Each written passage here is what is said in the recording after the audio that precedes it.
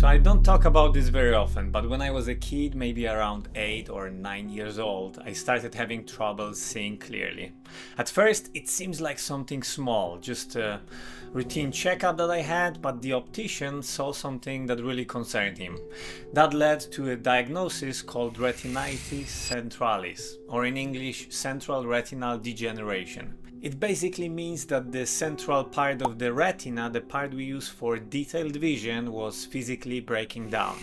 And when something in the eye is physically damaged like that, well, you can't really fix it. The best you can do is slow it down, which unfortunately didn't happen in my case, at least not that quickly. From a mild minus 0.25 all the way to around minus 3.75 diopters. It essentially felt like I needed new glasses every year. Luckily, once I got into my early 20s, the damage finally stopped progressing, and I've actually had the same glasses prescription for the past 10 years now or so. So I would say that the worst is definitely behind me, but I've always known that I need to be very mindful about my eyes. Like most of us, I'm on my laptop all day. I use my phone multiple hours a day, and like yourself, I'm surrounded with multiple screens and devices that I actually enjoy using. Even my watch has an LCD screen, so I'm definitely not here to bash regular screens, as they do a lot of things really well. But after a long day of looking at LCDs and OLEDs, well, my eyes just feel exhausted, and I'm sure you had similar experience. That's what led me to e-ink technology years ago. I remember picking up a Kindle. It was a 3rd gen with a keyboard, not sure if you remember those. But I remember just trying it out, and the moment I started reading on it, I could definitely feel the difference. It wasn't glowing, it didn't strain my eyes, it just felt calm, almost like paper. Since then, I've been exploring loads of other ink devices like the remarkable Paper Pro for note-taking, the pocket-sized Big Me High Break, or Books Palma, even to those massive A4 friendly screens like Books Note Max. And they're not perfect, sure, they're slower and they have some ghosting issues, but for the eye comfort, it's a huge upgrade. So yeah, I still use all kinds of screens, but I think we all need to talk more openly about what this constant screen time is doing to our eyes. And I want to walk you through what I've learned using both types of tech, because there are big differences between LCD, OLEDs and ink screens, and they don't just change how we see or interact with technology, they can also change how we feel and cause us harm if we're not mindful enough about it. So what sets e-ink apart? It's definitely not trying to replace your laptop or your tablet, but in some areas, especially when it comes to eye comfort and focus, it may actually be the better tool. So while we're on the subject of the eye comfort, let's start with the screen technology. The e-ink tablets like the Kindle, Remarkable or Books devices use a completely different kind of display. Instead of lighting up like your phone or laptop, they reflect light, kind of like paper. This screen is called electrophoretic, and the idea is pretty simple. It uses microcapsules and the ambient light in the room, so there's no backlight beaming directly into your eyes. For me, this was the first time since childhood that I could read or stare at the screen for hours and not end up with sore and tired eyes. It honestly reminded me of reading paper books before my vision got worse. And when you're reading or staring at notes for hours, that's a big deal. Now compare that to LCD or OLED screens. Those are emissive displays, so they create images by blasting light straight at you. Usually a very bright, colorful and animated, which is great for video and gaming, but not so great for your eyes after say 8 hours of screen time. There was a study I came across that looked at how different screens affect retinal cells. And while it was done on cells grown in a lab, not real human eyeballs, it showed that ink screens cause 2 to 3 times less retinal stress than standard LCD displays. And that hit home for me, because after everything I've gone through with my vision, knowing that there's a tech out there that made reduce stress on my already sensitive eyes, it just felt like the smarter, long-term choice. Now, to be fair, this screen technology isn't perfect. One of the big trade-offs is the refresh rate. Ink is pretty slow in comparison. You will notice a flicker when you turn pages or switch screens, and sometimes you get a bit of ghosting, which is a faint image of whatever was just on the screen before. It's also not great for video. It's not even ideal for smooth animations or constant consumption of content. Whereas something like my XPPen tablet or really any modern iPad can refresh at 60 to 120 Hz, meaning everything feels almost instant and battery smooth. Another major difference that's easy to overlook until you've lived with both types of devices is the battery life. Ink screens are incredibly efficient because they only draw power when the display changes. So that means if you're just reading or staring at the static page, it's using almost no energy at all. Some e-readers like a Kindle or Kobo can go for a couple of weeks on a single charge with light use.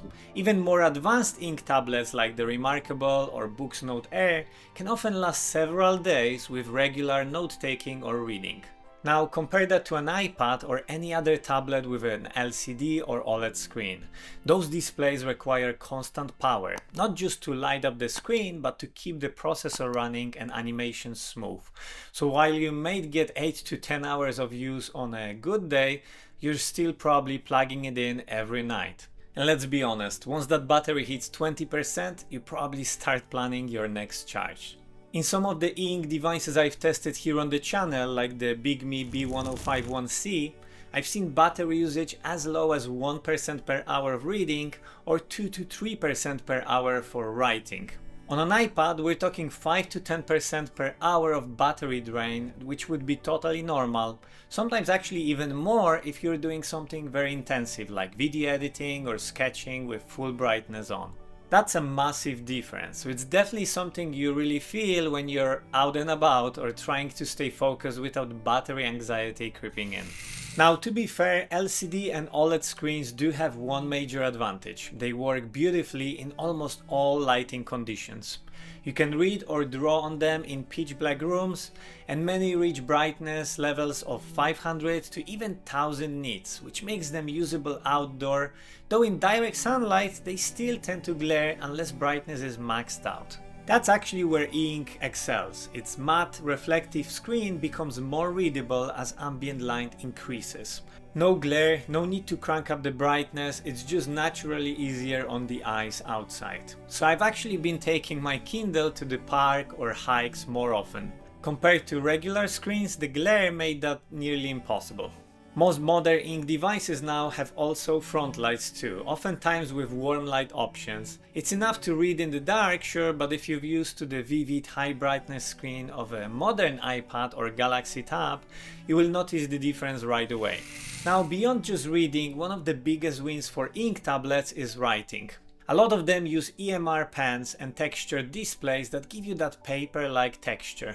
A device like SuperNote Manta has even self-recovery that magically forms dimples and recovers, responding to the pressure and release of the pen nib. Writing on something like Remarkable or Books Note Max feels surprisingly close to real pen and paper. Meanwhile, high-end LCD tablets like iPads or drawing tablets like the XPPen go for raw responsiveness. The latency here is incredibly low, but you're still writing on glass. It feels smooth, sometimes slippery, and not everyone likes that. When it comes to latency on modern ink tablets, this has come a long way as well. The Remarkable, for example, hovers around 12 milliseconds of delay, which is absolutely usable for note-taking, sketching, or journaling, even if it's not as instant as the iPad Pro. But the biggest difference here may not be the hardware, but it's the focus. Most ink tablets run minimal or purpose-built operating systems. The Remarkable is a great example. It doesn't have apps or even a browser. It's just for writing, reading, and thinking. And that's honestly the point. No pop-ups, no notifications, just your thoughts and a blank page. Within ink world, you also have devices like the Books or BigMe that allow you for a lot of customization and do let you install Android apps. But even then, they have custom launchers and modes designed to keep you in that more focused space. So you're not bouncing between 20 apps, but rather do purposeful work. So no, ink isn't here to replace your laptop or your iPad. I don't think it's trying to, but it can absolutely complement them. For me, it's a way to reduce screen time without giving up the tools I rely on. I still use LCD and OLED devices every day, but when I want to read, write, or just think without distraction, I turn to ink or paper. And honestly, the eye comfort is real. We spend so much of our lives staring at screens, and we only get one pair of eyes, so it's worth thinking about how we treat them. And for me, that's not just a nice quote, but rather real life. I've had to think about my eyesight since I was 8 years old, and I've learned that sometimes the best tech isn't the flashiest, it's the one that lets me keep doing what I love without sacrificing my health. And I want to leave you with this thought. Maybe we don't need everything to be fast, glowing and packed with features. Maybe the simplest device, the one that does it less, is the one we actually need the most. I hope you've enjoyed this video, and if you did, please like and subscribe to the channel. And if you'd like to support my work, you can become a YouTube member like the awesome people right here. I appreciate all of your support, thank you so much. Also, if you have a Remarkable Paper Pro, I've created a couple of free templates like the habit tracker or monthly planner that you can see here, and you can download them for free from my website, and I will link that in the description. And if you're thinking about getting an e-ink, please consider checking these reviews of Remarkable Paper Pro, which I think is a very distraction-free device, or a Books Note Max, which I think is a powerhouse combined with an awesome A4 perfect display. Thanks for watching, and I will see you in the next one. Bye!